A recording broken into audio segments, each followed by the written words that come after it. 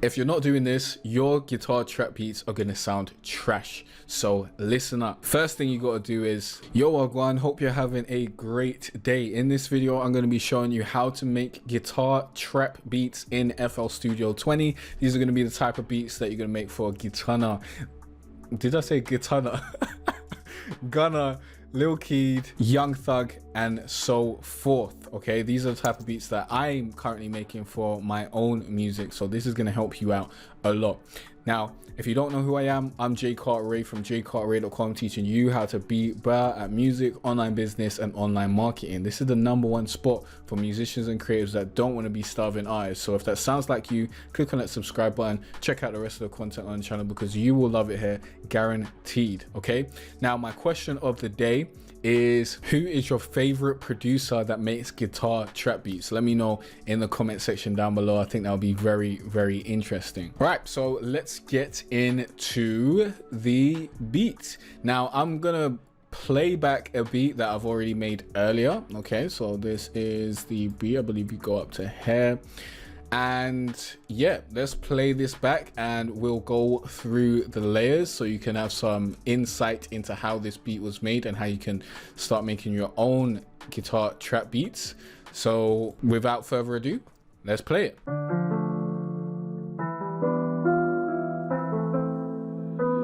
This is called Raid Cooking.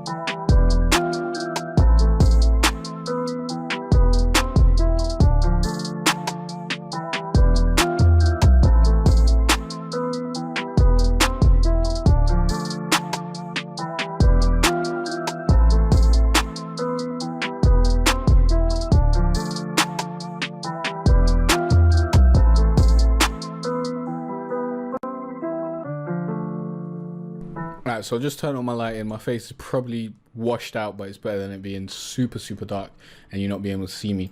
So let's get into this, shall we? Now, there are a few layers. Let's start with the melodic layers. First, we got the guitar. We've got the chorus guitar, then the verse guitar. Then we've got a arp, we've got a pad, and we've got an arp that we actually have 3 versions of that. So let's get into this, shall we? First, let's deal with the guitar. Now, I do have to explain, when you was listening to that back, there was probably a few bits where it glitched out a little bit. That's due to the CPU. That's not actually what the beat sounds like. But let's play back the guitar. Actually, let's not use ample guitar and play that back, because the last time I did that, that crashed my whole system. So no more of that. Let's just play the original guitar from here. And what I'll do is, let's pitch it up. So what I do is I pitch my melody up an octave, so, and then I turn it into a actual audio file, and then I pitch it down an octave to get a nice old rustic vintage feel. So let's listen to the original version of this chorus guitar, shall we?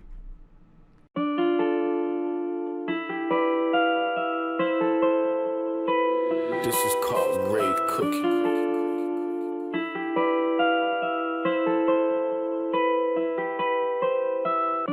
And then all I did was pitch that down, and this is what that sounds like. Now, I did do some other stuff to it.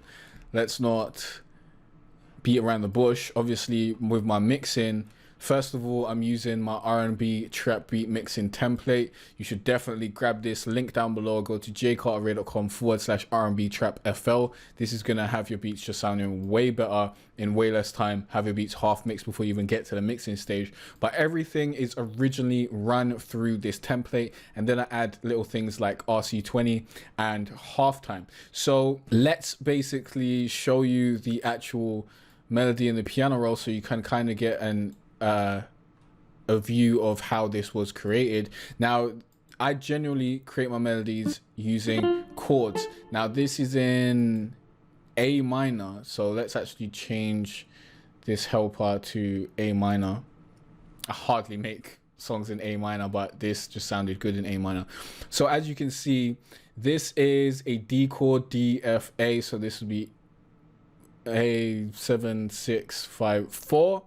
Then we got 5, then we've got 1, then we've got E, G, B, which is another 5. So I've got 4, 5, 1, 5. That is our chord progression, okay? So I basically just got the chords and then I've broken them up a little bit. And at certain points, I've added, like, these are just top notes. And this is me breaking stuff up to just make things sound a little bit more interesting and flow into the next chord a little bit. So that is very, very simple, just using chords, breaking them up. And I'll get into how I do this in my video where I show you how to create guitar melodies, and I'll go through a variety of different examples. I'll probably show you like 4 different examples like I did with my chord progression video, and give you basically the tools that you need to go ahead and start making guitar melodies like I've been doing. And I think on my 9th guitar beat, need to get to my 10th, and then we'll start experimenting with other stuff. But I'm pretty confident in my guitar melody creation right about now, which is something that I've been working on and been wanting to get good at for quite a while. So that's the guitar melody. Next, we have the verse melody, which is basically this guitar melody with halftime on it. So let's quickly play this back so that you hear what it sounds like.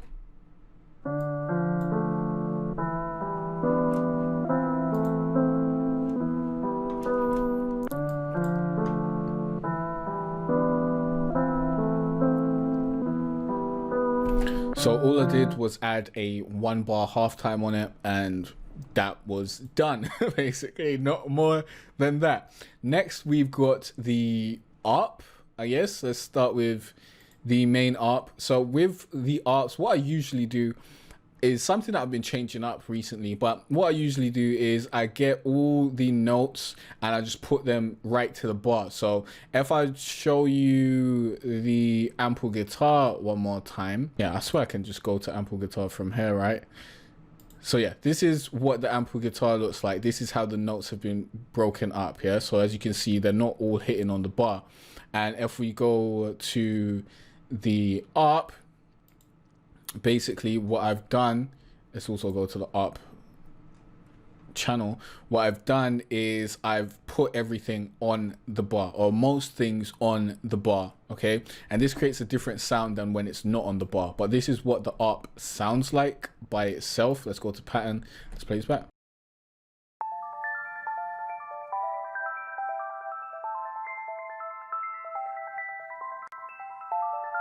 Now on both of these melodies, I have used RC20 as well as my R&B trap mixing template. RC20, I'm going to link it down below because I just use it so much that it's definitely something that you should check out. Go to jcarterray.com/RC20, grab that, 100% it's worth it. And I use the VHS preset on my ARPs, and then I just mess around with it for a little bit until I get to the sound I want.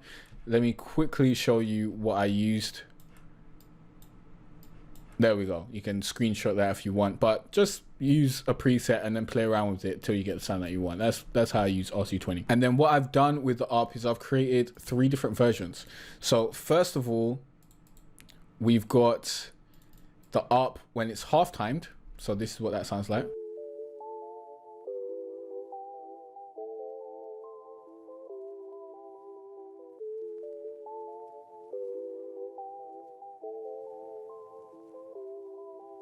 And if you're wondering what ARP I'm using, let me quickly show you. It's in Omnisphere and it's called, I've actually forgotten on the top of my head, but it's the same arp that I use in every song. In every beat I'm using the same arp. If you got any arp suggestions, let me know in the comment section down below, because I actually do want to find some arp suggestions. But at this point, what I'm probably gonna do is a little bit later in the year, after I've like hit my quota of all the beats that I want to make, I'm going to create some arpeggios or arpeggiators in Omnisphere that I can use in other beats. So this is the arp that I use, Astral Visions 1. And unless I say otherwise, that's the arp that I'm using in pretty much every video. And it just works. It just works. That's why I use it all the time, because it works, okay? Now, my next arp is the arp down an octave. So this is what that sounds like.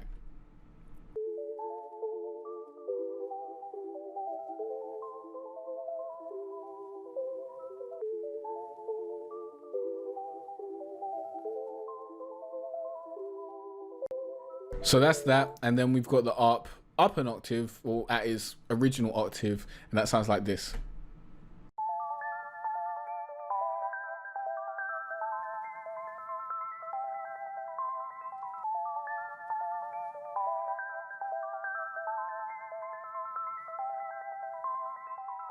Then we've got a pad, which is using the exact same pattern that we used in the arp. Why is this not moving? I can't move it. It's not moving because everything's saving. Great. Okay, great times. Get that done. Thank you very much. Now let me move. Thank you. And the pad is up an octave, and then I'll bring it down an octave to get the sound that I'm looking for. But let me quickly show you. Well, no, I don't even need to go into Omnisphere. I know what pad this is. This is airy and wet flutes if you use an Omnisphere. And well, yeah, it's in Omnisphere, and that is what I use pretty much all the time for my pads. And I get rid of the B channel in order to get rid of the noise, because I add extra noise using RC20, and I use the same RC20 that I used on my main chorus guitar for my pad. Now let's play back the pad real quick. And I've also got Stutter Edit 2 on this, which makes it sound a little bit more interesting than it would otherwise. So let's play this back, shall we? This is the pad.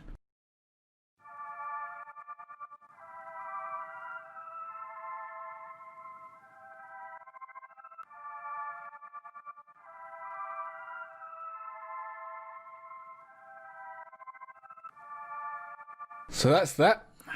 And that's my melodies. That's all we have going on here, apart from the synth bass, which I don't really count my synth bass as a melody. And we've also got Style Edit on the master channel, which gives us some nice transitions, but I've already got a video on Style Edit, so I'm not going to go super deep into that right here. But let's quickly show you the synth bass. It's basically just using the bass notes from the chords. Nothing special going on here. No, you know, wild transitions or anything of the like. Just using the bass notes, keeping it super simple as a transition from the pre-chorus to the chorus. Next, let's go through the drums. So we've got the rim. Let's just play through everything so you can kind of hear the different sounds that we've got going on. This is the rim. This is the snare. And this is the clap. These three combine together to give me my snare slash clap slash rim that I use on the normal clap space. So let's say that. And then all together, this is what that sounds like. So that's that. We also have the hi-hats, which sound like this.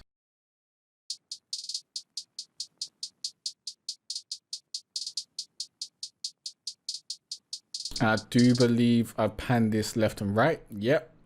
And that's just using Alt and R to randomize it and change the velocities, as well as changing the panning that I do pretty much every beat. And these are just a few hi-hat rolls here and there, just keeping it simple, not going too wild, but also adding some flavor. Then we got a snare, I believe. Let's listen.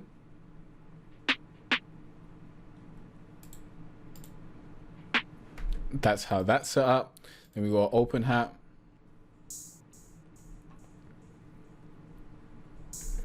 Then we got a perk. Then we got an 808, of course. We got the 808, and this is that.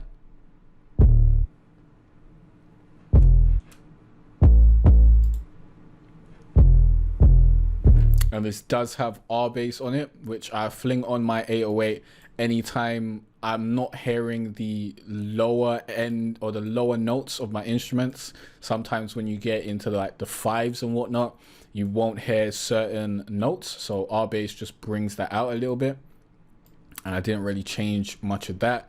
Then we got the kick, which is just doing the same thing as the 808.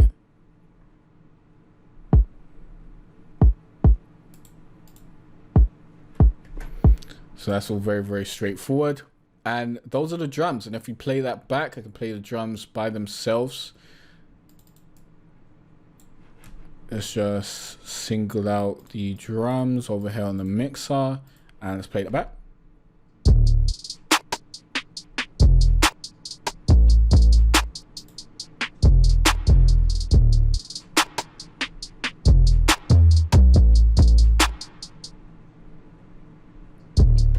So for a few of those first bars, I didn't have the reverb turned on, so that's why it sounded a little bit weird.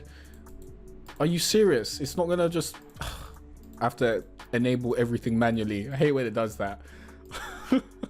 Does that a lot, man. FL Studio is weird these days. Sometimes I single out things and I press right click and everything's back on, or sometimes I single out things and I press right click and now I have to do everything one by one.